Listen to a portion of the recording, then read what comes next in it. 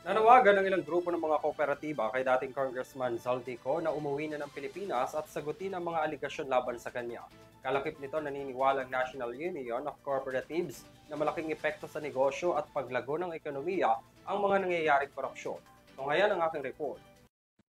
Kasunod ng nagpapatuloy na kontrobersiya ng mga anomalya sa flood control projects, sangkot ang pangalan ng ilang public officials. Kabilang sa mga isinasangkot, si dating Bicol Party List Representative Zaldico na ngayon nasa labas ng bansa.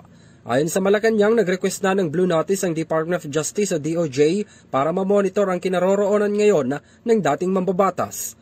Ang National Union of Cooperatives o NUC nanawagan sa pamamagitan ng manifesto sa gitna yan ng usapin sa korupsyon at nagpapatuloy ng investigasyon sa maling paggamit ng pondo para sa infrastruktura.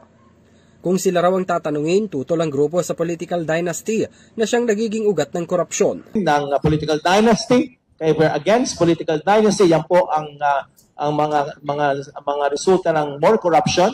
At ang nagkokontrol ng ekonomiya ay ang mga pamilya lang. Alam po natin yan. Kung saan maraming political dynasty, doon mas maraming mahirap. Yan po ay napag-aralan na. No? At may mga study na po tayo dyan. Kaya we're against political dynasty. Naniniwala rin ang NUC na dapat umuwi ng bansa si Ko para sagutin ang mga aligasyon laban sa mambabatas, partikular na ang pondo sa kontrabaha at umano'y budget insertions.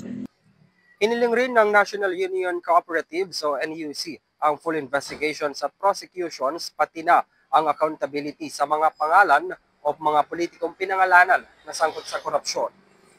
Bukod kay Ko, dawit rin ang pangalan ni Congressman Martin Romualdez na unang pinangalanan ng mga diskaya na tumatanggap umano ng kickbacks sa mga proyekto. Makapagpaliwanag siya. Sabihin niya, ano ba ang nangyari? Sino po ang mga nagpasimuno nito? So mahalaga, magkaroon po tayo ng pakikipag-dialogue po, di po ba? Magsalita siya sa Kongreso, sabihin niya ano po ang totoong nangyari. So kung siya magtatago, meron din tayong kasabihan, flight means guilt. No? Kaya na hamon po ng kooperatiba, ang mga nagtatago, lumabas at harapin ang kaso nila. Thank you. Sa usapin naman ng mga diskaya, hindi sapat ang paghingi ng tawad at dapat ay may kapalit itong parusa at bawiin ang mga umano'y stolen wealth ng sino mang sangkot sa korupsyon. Kaisa rin daw ang grupo sa good governance para mabuo ang tiwala at tutol sa anumang uri ng korupsyon. Kung nagamit lang sana ng maayos ang pondo sa mga ghost project at flood control, mahigit 500,000 pamilya raw sana ang natulungan. Isipin na lamang natin, sa halip na napunta sa anomalya, ang halagang 1 trillion, ito sana ay nagamit para sa mga kababayan natin that fall below the poverty threshold.